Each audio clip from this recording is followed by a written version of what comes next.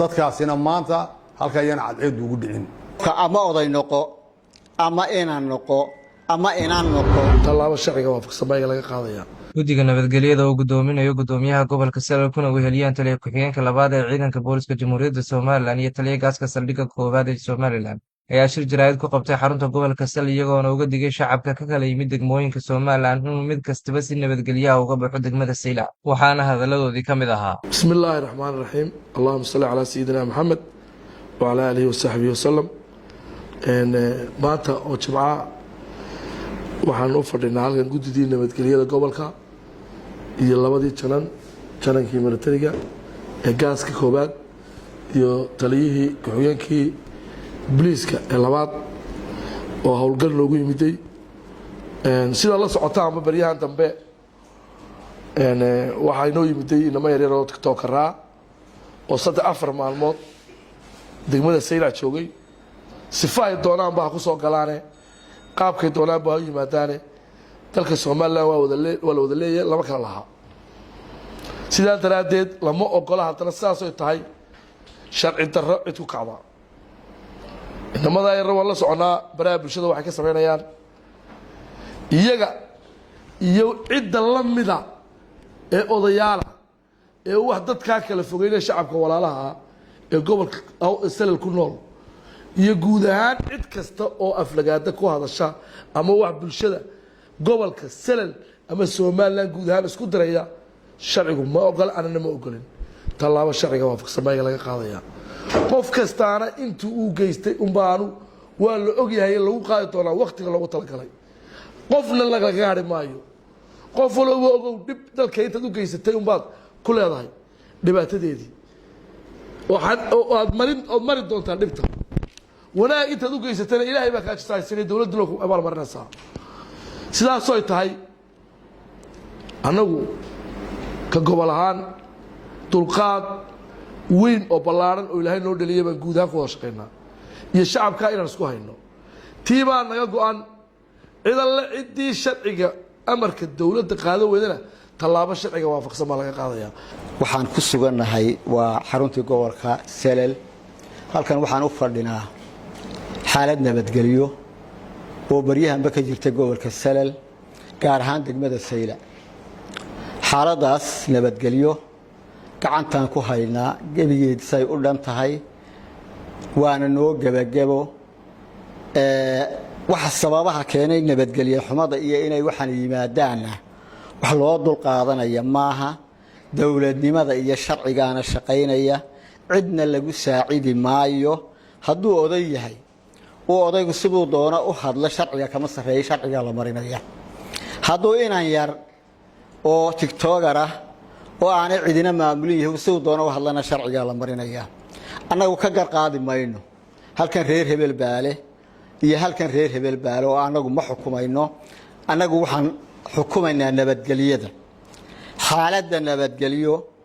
cid kasta oo la timaada nabadgelyo xumana tallaabo sharciga laga qaadaya runtii way dhacdaa oo haddaabay taagan tahay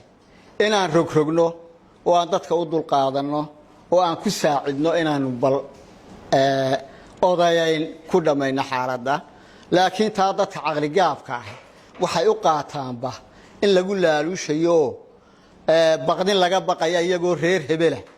oo haddii sharciga lagu qaado uu dalku dumayo baqdin laga qabo ayay u qaataan waa maxay la faanshaa siracday ka dhididaabaalay waxaan leenahay taa qofka ama oday noqo ama inaan noqo ama inaan noqo qof kasta oo xaalad nabadgelyo xumo dalka ka wada waxa la marinayaa sharciga laguna saacidi maayo dawladnimadaana shaqaynaysa waxaanu ka hadlaynaa oo maanta halkan iskugu nimidnay hawsha ka jirtay maalmahan ka soo maartay cusbanaadii magaalada Saylac oo ku saabsanayd arrinta khilaafka ee dadkan ka hadlaya miidiyaha ee nabadgelyada ka waday ee magaalada noocay doonaan bahaadaan marka hore waxaanu siinaynaa digniin dadkan magaalada soo galay meel kasta ka yimaadaan magaalada Saylac magaalo imka la helay dhul cusub oo imka la helo gasiirad meel cidla laga helay oo dadku ay kala boobayaan maaha magaalada saylac waa magaalo la yaqaano qadiimiya dadka intii deganayna way degan yihiin cid dul maanta loo qaybinayo oo lagu kala waxaynayaana ma jiro dadka walaalaha ee ilaahay ku wada uumay sidii halkan ay u degan yihiin bay u deganaanayaan cid kasta oo fidmo ula timaadana ka yeelmayno amniga ana waxa ka mas'uula dawladda dadkan soo galay ee fidmada ka waday ee hadlaayay maalmahan ama media ka hadlaan noocay doonaan baahda dhinacay doonaan ka soo jeedaan iyagana waxaan digniin ugu siinaynaa wixii horta magaalada jooga ee ku cusub ee soo galay inay magaalada ka baxaan maanta degdeg inay uga baxaan magaalada inay nin waliba halkii uu ka yimid mid tuule ka yimid iyo mid degmo kale ka yimidba nin waliba halkii uu tagay jooga uu ka yimid inuu ku noqdo intii magaalada lagu ogaa dadkii magaalada lagu ogaa deganaa ee ilaahay ku uumay ee reeraha maanta halkan media isku marmarinaya kamid aha noocay doonaba ahaadeen sidoodii bay ahaanayaan ninkii soo galay waa inuu ka baxo magaalada ninka ka bixi waayo waxaanu u sheegaynaa annagoo ciidankii amniga ah oo qaranka u xir saarnaa ninka isagoo maanta waxaanu uga digaynaa waliba iyagoo sharaf leh oo xurmo ay naga mudan yihiin inay ka baxaan oy ku wada noqdaan nin waliba halka uu ka yimid ninka ka bixi waayo waxaanu u sheegaynaa ama uga digaynaa iyagoo intaa ka yar bay ka bixi doonaan oo dawladdu ay shaqadeedii qabsatay dulqaad badan baa loo sameeyey amni darro badan baa laga abuurayaa media laga hadlayaa la isku dirayo bulshada Soomaaliland dadkan walaalaha ee dhal iyo dhasheeda aan meel kala tagaynin ayay in yar oo dan leh ay isku diraysaa dhinacay doonaan ka soo jeedaan annagu u kala abtirin mayno reerana ugu kala sheegi mayno laakiin waxaanu uga digaynaa dadka fidmadooda ama media ka hadlaan ama ha ka hadlaan tiktoker ha yimaadaan noocay doonaan bahaadee dawladdu inay talaabo ka qaadi doonto la iskagana hari maayo nin intuu soo ordaalka intuu saylac yimaado suuqa intuu isku sawiro oo yiraahdo wax bulshada kala geeriya dadka walaalaha isku daray intuu halka ka yiraahdo inuu iska noqdo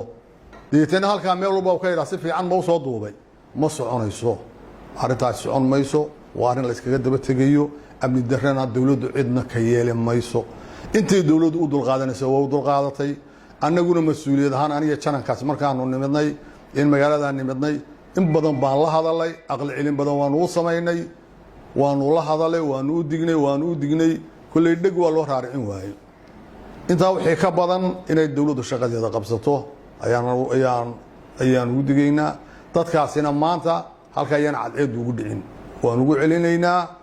intii kasta ee timiday ama odayaal ha ahaadaan ama inama ha ahaadaan ama meeshuu doonaha ka soo baxo meeshuu doonaha ka yimaado waan uga digaynaa dadka walaalaha ee magaaladan deganaa ee reesayla ahaa ee deegaanka ilaahay ku abuuray ee meesha intaasoo wada yaallay inta ummadaasi jirtaba wada yaallayna iyaguna wada dhalashadoodii iyo walaalnimadoodii inay ku wada noolaadaan nin waliba hawlihiisa iyo meheradiisa inuu qabsado amnigana sidaa loo adkeeyo iyaguna ayna ka yeelin kolba nin yimaado oo maartay fidmo ula yimaada inayna soo dhaweyn inay ka yeelin inay iska celiyaan baan uga digaynaa aad iyo aadna waan uga mahad celinaynaa shaqada dawladuna waxay saacadaha wixii salaada jimcaha ka dambeeya waxay noo bilaabmi doona shaqada inuu ciidanka amnigu shaqadooda qabsan doonaan intaa wax hadii laga bixi waayo magaalada. Assalaamu calaykum wa rahmatullahi wa barakaatuh.